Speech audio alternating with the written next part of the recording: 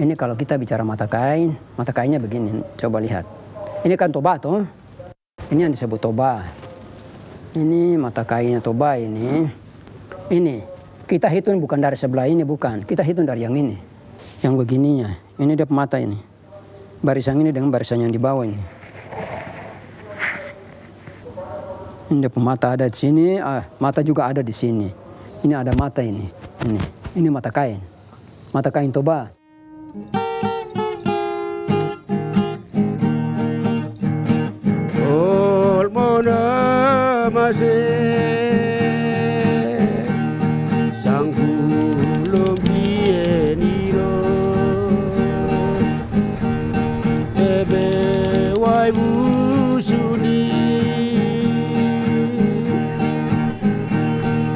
Abetal kiem lagi, abetal kiem lagi. Suku Moi itu memiliki 7 suku besar. Itu kalau kita lihat suku Moi punya luas wilayah. Perbatasan adalah Kabupaten Tambrau, Kabupaten Raja Ampat, Kabupaten Sorong Selatan, dan Kabupaten Maibrat. Nah, maka biasa yang kami di suku ini, kalau kami katakan segala sesuatu yang berkaitan dengan prosesnya suku, berarti harus suku Moi ini harus menghadirkan subnya ini, sub suku Moi ini menjadi satu. Lalu dibahas secara terbaik, terperinci, lalu kita memutuskan sesuatu yang berkaitan dengan suku ini.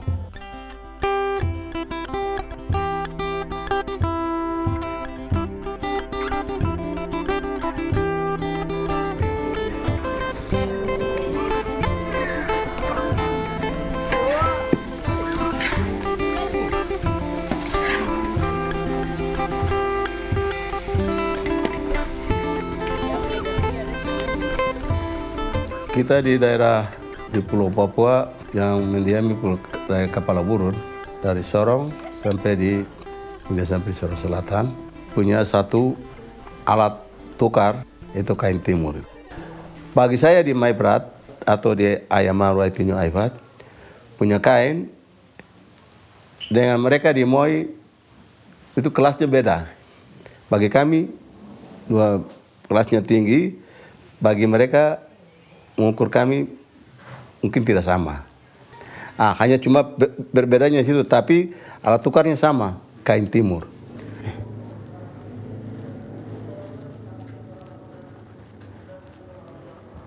Kalau suku Moi Kilim yang tadi, Moi Kilim dikenal dengan kain toba sebelum ada tinunang Portugis. Bumi ini jadi orang Moi ada kain toba. Kalau dengan bahasa Moi itu mele toba. Kalau Maibrat, mereka punya kain yang bernilai pertama menurut pembayaran. Yang punya nilai sangat tinggi itu adalah boket. Boket itu disebutnya kalau secara umum boket. Tapi masing-masing mereka punya mata kainnya itu boket itu ada beda-beda juga. Karena penilaian ini kan beda dengan kami di bagian Moi Pantai atau Moi Kilim. Kalau Maibrat itu sudah banyak. Tapi kalau kami di Moi saja, yang paling menonjol yang menjadi kekuatan hukum itu adalah kain toba. Ini kan matanya ini toh, mata ini kan hitung toh. Ada ini ada mata ini. 1, 2, 3, 4, 5, 6. Nah ada 6 mata yang baris panjang ini.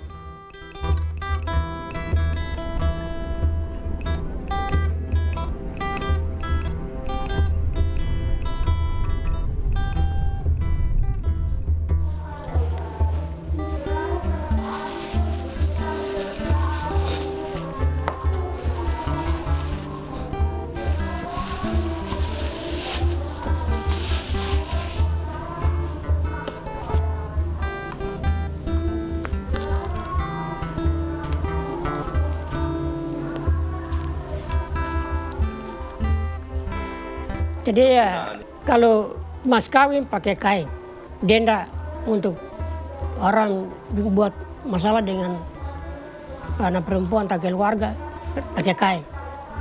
Jadi macam tadi saya bilang tidak ada barang lain, kainnya amankan. Dan seperti keamanan, polisi. Kalau orang bawa lari parang, tombak, ke sana dia bawa kain begini, stop. Urus masalah kalau taruh kain di bawah rumah, tetap damai. Jadi kain berfungsi.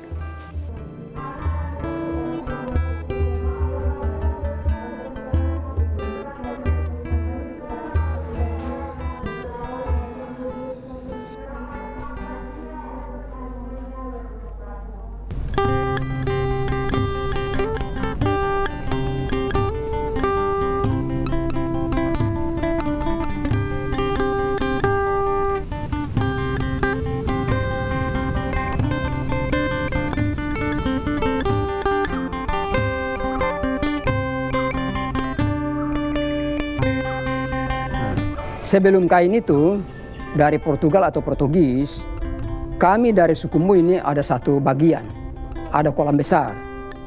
Jadi kolam besar itu dua orang tua ini mancing, mereka dua mancing. Nah, belut itu kalau zaman dulu dia menjelma jadi putri air. Nah, putri air ini yang dia simpan kain yang disebut kain toba pusaka. Kalau marga saya, marga Ulim, yang memiliki barang ini. Kebetulan orang tua dua ini mancing, mereka dua dapat barang ini. Kain ini dari kali. Yang ini yang tadi saya jelaskan itu barang yang dari air. Ini dari putri air. Jadi 1984, kita bagi sampai semua selesai, dia pangkal-pangkal ini yang tidak pakai. Mau buang-buang atau saya simpan. Jadi saya pakai ini, saya suruh mama jahit ini kain merah ini, bungkus akan. Nah ini, coba anak lo lihat dia punya nilainya saja yang ini. Ini dia punya nilai kecil ini. Ini beda dengan yang ini semua. Ini yang dong bilang Portugis itu. Ini dia punya nilai. Nilai ini nilai purbakala. Kain ini sebelum Tete, ini mungkin moyang yang jadi pertama di tanah yang saya punya barang ini ada. Kain pusaka. Ini yang pusaka ini. Ini yang pusaka.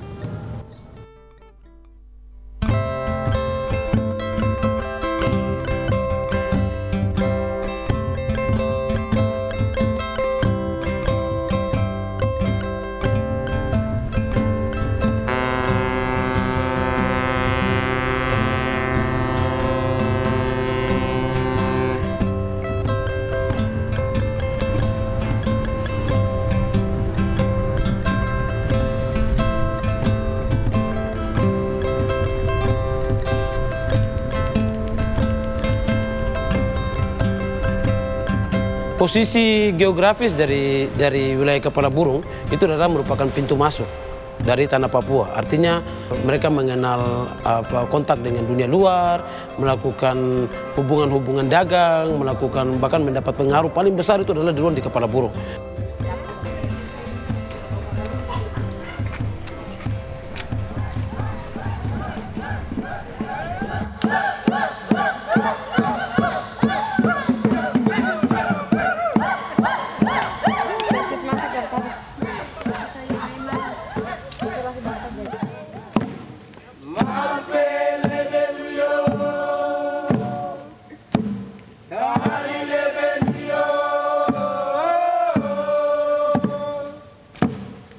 Hal ini sudah terjadi ratusan tahun yang lalu, sehingga hal yang tadinya tidak ada lama-lama itu menjadi hal yang melekat menjadi identitas, menjadi budaya. Taruhlah misalnya kain timur itu, ya kita tidak mengenal budaya yang membuat tenun kain, tapi karena melalui proses akulturasi, pencampuran budaya, proses kontak budaya dengan wilayah lain yang di luar daripada Papua, melahirkan hal-hal yang masuk membawa impact, termasuk juga dengan kain timur.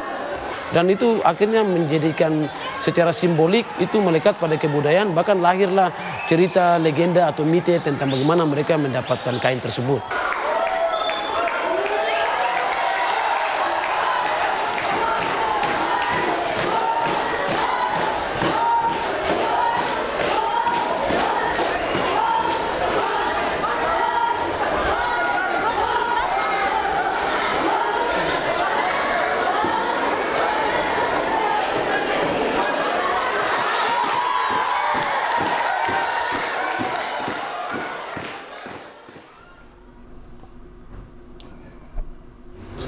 yang ini jalan ceritanya orang Mandacian punya kain. Tapi mereka sangat membutuhkan. Jadi mereka gade. Begitu. Jadi sudah masuk milik. Jadi karena mereka tidak mampu mengembalikan, akhirnya ini menjadi milik pusaka. Gitu. Saya punya bapak itu orang kaya. Orang yang punya kain itu bobot. Nah, saya punya bapak ini, kekayaan itu diwariskan oleh dia bapak. Saya punya tete. Dia turunkan itu warisan itu ke saya punya bapak turunkan ke saya. Itu strata. Beda dengan ada kelompok keluarga saya yang lain, tapi tidak memiliki strata yang kelas menengah. Mereka kelas menengah ke bawah. Itu tidak memiliki yang kain yang saya sebut yang tingkat nilainya yang besar. Mereka punya nilainya yang di bawah, ini mungkin kelas 3, kelas 4, kelas 5. Nah, kalau yang ke atas bukan. Nah, itu yang menentukan strata.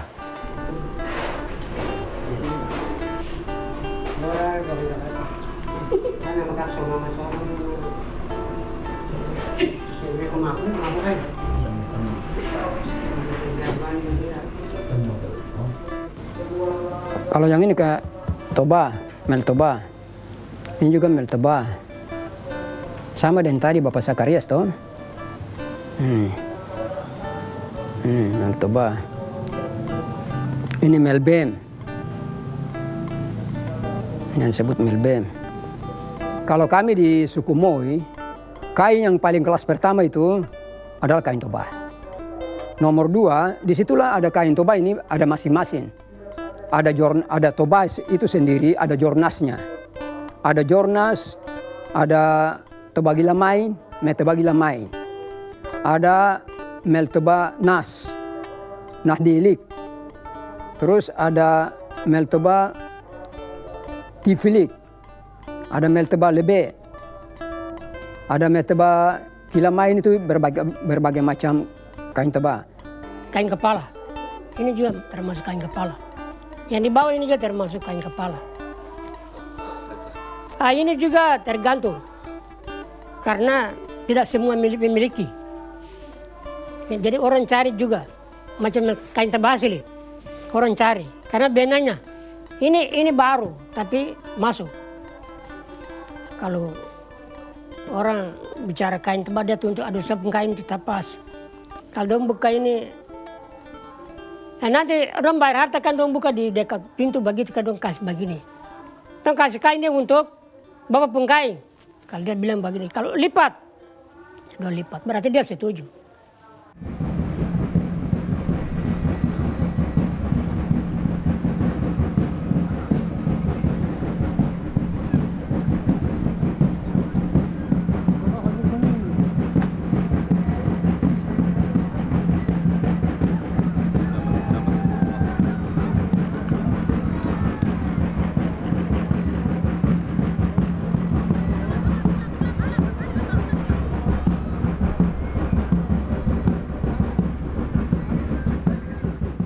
Jadi nilai seorang perempuan atau nilai kita punya namanya bahasa kita itu bilang bah. Bah itu yang tadi saya cerita bahwa seorang perempuan yang kami orang tua punya anak kasih ke orang yang kaya, itu nanti dalam jangka waktu 5-10 tahun, 20 tahun baru dia datang kasih kembali itu dalam bentuk bah itu. Itu baru nanti dia kasih kain yang kelasnya itu namanya wan, sarim. Itu sudah kelas yang tidak semua orang kita di Maibrat memiliki, hanya beberapa orang saja.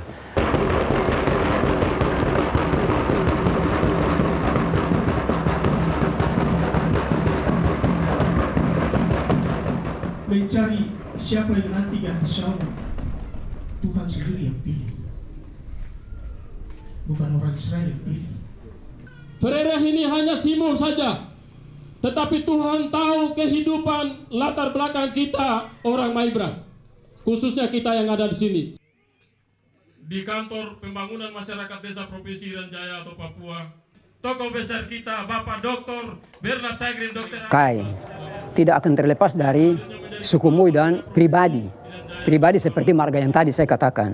Kain itu tidak akan terlepas karena alam semesta ini diciptakan oleh Allah, menetapkan sesuatu yang berkaitan dengan suku. Misalnya suku Mui. Kalau suku Mui kawin perempuan dari Maibrat, harus dia mempersiapkan kain ini, kain Maibrat punya. Karena kawinnya dari Maibrat. Misalnya Kambuaya, atau Kambu, atau Hawaii, atau Wanani. Ini siapkan kain itu, kain kepala mereka adalah boket itu. Boket itu orang disebut di sana itu ada kepalanya, ada dagunya, ada dadanya. Sebelah dia punya parit ada itu. Ya, empat mata. Ya, kita harus siapkan empat mata juga. Empat mata juga. Karena tidak bisa salah-salah.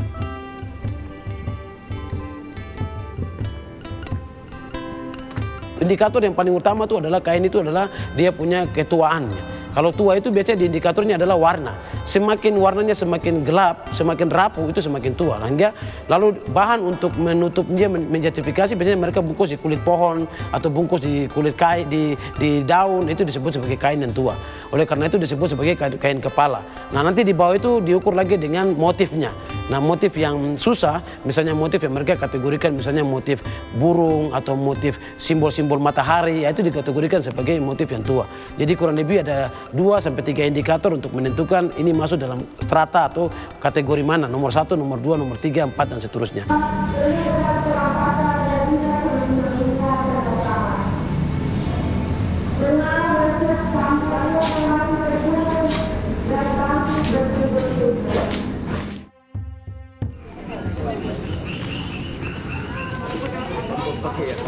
Permisi.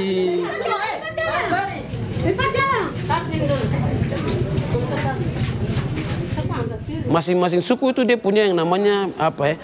Kalau kita taruhlah macam dia dalam strata, dalam kelompok, selain kepala suku, ada orang yang memang punya keahlian untuk menentukan ini masuk dalam kategori kain kepala, kain kedua, kain ketiga. Nah itu disebut dengan orang yang punya mata kain. Jadi orang ini punya kemampuan untuk melihat mata kain. Mata itu sebenarnya artinya motif atau gambar-gambar yang ada di dalam kain tersebut. Sehingga dia bisa menentukan ini masuk dalam kategori kain nomor 1, nomor 2, nomor 3 atau kain jenis lain gitu. Nah ini orang-orang khusus tertentu ini biasanya adalah melekat dalam adat itu adalah masuk dalam warisan. Sehingga orang-orang ini di kampung, setiap suku itu dia punya orang yang ahli.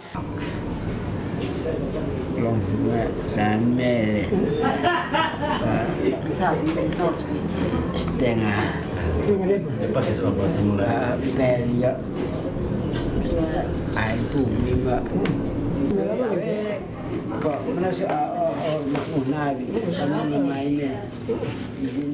mata kain itu tergantung pada benangnya. Benang itu ada macam-macam. Karena kain toba ini sekarang ini kita banding kain toba yang sekarang atau mel toba yang sekarang dengan kain toba yang dulu, itu kan dia punya benangnya beda. Benang tenunang dengan benang yang asli yang tadi dapat dari goa atau mungkin dari pohon atau mungkin dari air, dari putri air itu kan benangnya dengan sekarang kan tidak bisa, dia tidak baku makan.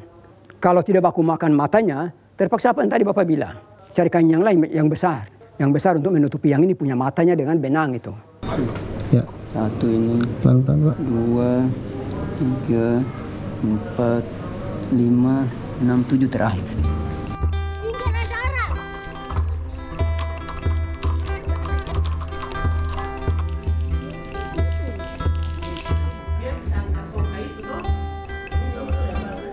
Dulu kain-kain tertentu tidak semua orang punya, berapa orang saja. Tapi sekarang kain tertentu itu dimodifikasi sekarang, sudah diimitasi. Karena orang yang tidak punya tadi itu, yang tidak punya ini, tapi dia punya uang.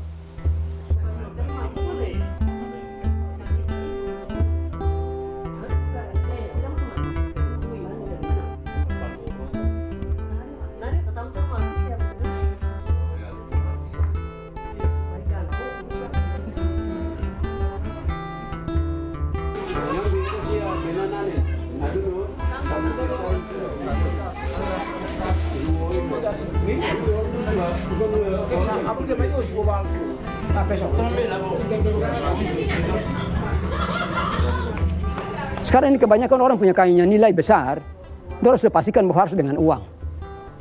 Nilainya uang. Uang itu sekarang kain toba itu pakai jingkal. Satu jingkal begini sudah 10 juta. Satu jingkal begini sudah 10 juta. Kalau tiga jingkal 30 juta. Itu toba itu. Toba dia punya nilai sekarang itu.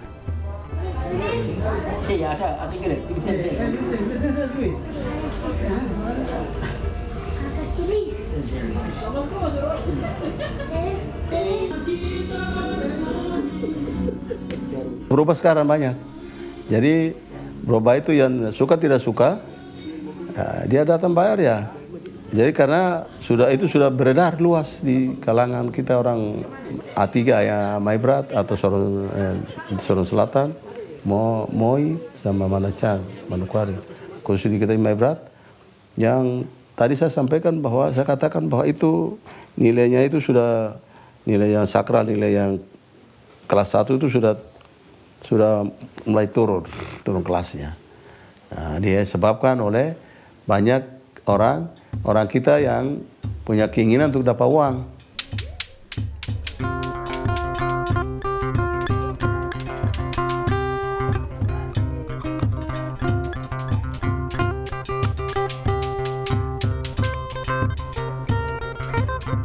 Ini kita punya nilai-nilai kain ini, nilai-nilai yang sakral itu, yang kita sebetulnya harus kami pertahankan.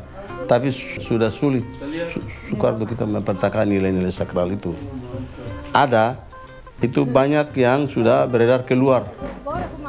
Sehingga di daerah ini, di Maibrat ini banyak kain-kain yang sakral, yang nilai yang itu untuk terpertahankan itu dia keluar kayak kita orang Maibrat yang pejabat-pejabat di luar.